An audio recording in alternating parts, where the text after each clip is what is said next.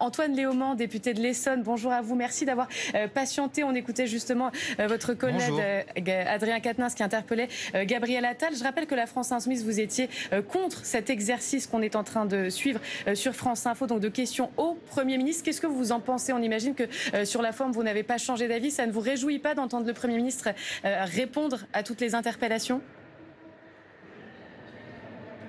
Non, ça a un côté ridicule en réalité. La Constitution, ce qu'elle dit, c'est que les parlementaires sont là pour contrôler l'action du gouvernement. Il n'est pas dit quelque part dans la Constitution que les parlementaires sont là pour faire les coups de com' du Premier ministre Gabriel Attal.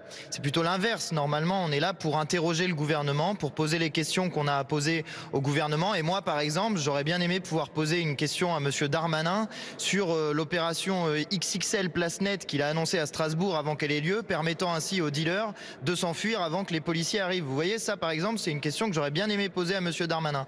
Mais on a Monsieur Attal dans l'Assemblée nationale en train de faire une espèce de show, je sais pas quoi, parlementaire, présidentiel, on ne sait pas exactement ce qu'il essaye de faire. Mais en tout cas, on a un peu l'impression qu'il s'agisse des... Sur les places nettes. Mais parce que ça sert à rien, c'est pas Gabriel Attal qui est compétent sur la question de la sécurité et de la police, c'est Monsieur Darmanin. Je veux dire, si Monsieur Attal pense que ça sert à rien d'avoir un gouvernement...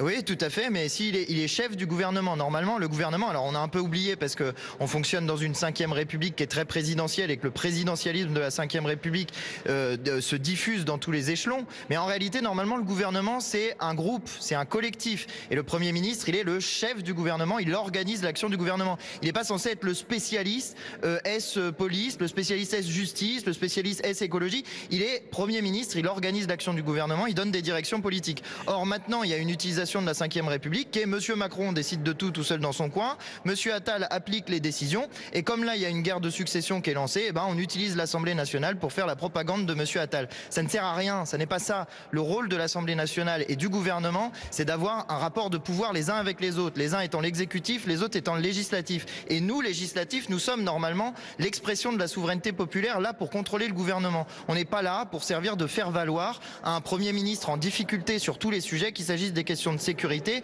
ou des questions d'éducation, puisque vous l'avez vu, il y a un rapport de Monsieur Paul Vannier et de Monsieur Weisberg qui est sorti récemment sur la question des financements de l'école privée. Ben voilà, sur ce sujet-là, on aurait aimé avoir Madame Belloubet, par exemple, pour lui poser une question. Alors ça donne un côté un peu lunaire à tout ça. Ça s'appelle, attendez, je voudrais juste finir sur ça, mais ça s'appelle les questions au gouvernement, et on a Monsieur Attal tout seul en bas de l'Assemblée nationale, et le gouvernement n'est pas là. C'est-à-dire que même le gouvernement, ça les intéresse pas. Sauf que Monsieur Léaumont, ça les intéresse même plus, le gouvernement, ils viennent même pas. Il y a d'autres séances de questions au gouvernement où là vous pouvez interroger les ministres et c'est le mardi. Et d'ailleurs elle dure 1h15. Donc on ne peut pas dire qu'il n'y a que Gabriel Attal tout à fait, qui répond. Je vous remercie. Il y a d'autres séances où vous auriez pu poser la question que vous souhaitez à Gérald Darmanin. Et il se trouve que pendant ces séances du mardi, quand vous regardez la liste des ministres interpellés... Si je peux vous répondre juste. Oui, mais je termine. Il y a la moitié qui concerne le Premier ministre.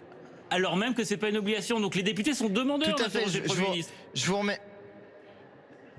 Je vous remercie de faire la propagande de Monsieur Attal à sa place puisqu'il n'est pas sur votre plateau, mais qu'il faudrait également l'inviter sur votre plateau pour qu'il puisse continuer à faire sa propagande sur votre plateau. Mais voyez-vous, nous les députés, nous voulons avoir un temps de questions au gouvernement dans lesquelles nous pouvons choisir les ministres que nous interrogeons. Déjà sur ce point-là, il y a un problème. Le gouvernement peut choisir qui il envoie pour répondre aux questions. C'est-à-dire moi je pose une question à Monsieur Darmanin, potentiellement je peux avoir une réponse de n'importe quel autre ministre et c'est le gouvernement qui choisit qui il envoie pour faire ses réponses. La Constitution, qui est le texte qui garantit l'équilibre des pouvoirs publics dans notre pays, et encore l'équilibre c'est beaucoup dire parce que moi je ne suis pas favorable à cette constitution-là, elle dit que l'Assemblée nationale contrôle l'action du gouvernement, contrôle l'action du gouvernement. Donc moi, député de la République, j'ai le droit de poser les questions à qui j'ai envie. Et si j'ai pas envie de poser la question au Premier ministre, eh ben je n'ai pas envie de poser la question au Premier ministre. Et vous savez quoi? Normalement c'est le gouvernement qui doit m'obéir, pas l'inverse. Ministre, ça veut dire serviteur, ça vient du latin ministère, ça veut dire serviteur. Ils sont là pour servir normalement. Et servir qui? La représentation nationale que nous sommes nous. Alors oui, d'accord, maintenant on a